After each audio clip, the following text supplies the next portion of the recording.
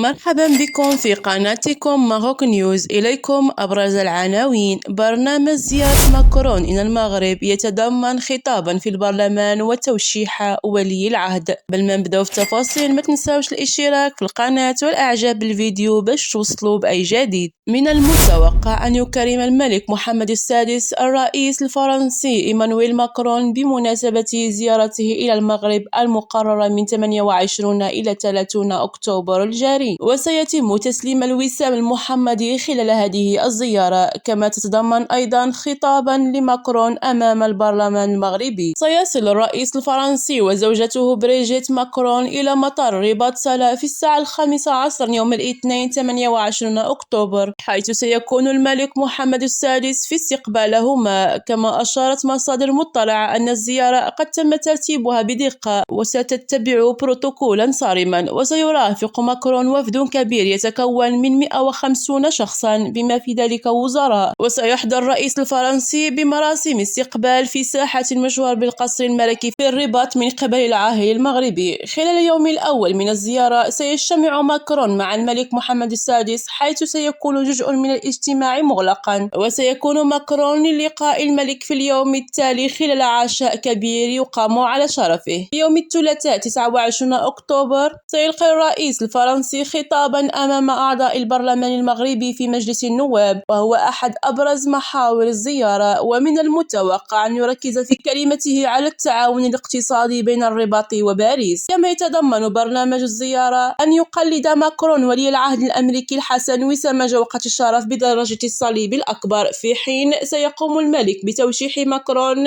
بالوسام المحمدي. وكانت وزارة القصور الملكية والتشريفات والأوسمة قد أعلنت في بلاغ أصدرته يوم الاثنين الماضي أن الرئيس الفرنسي إيمانويل ماكرون سيقوم بزيارة إلى المغرب بدعوة كريمة من الملك محمد السادس، وستستمر الزيارة حتى يوم الأربعاء أكتوبر. واعتبر البلاغ أن هذه الزيارة تعكس عمق العلاقات الثنائية المبنية على شراكة قوية بفضل الإرادة المشتركة لقائدي البلدين.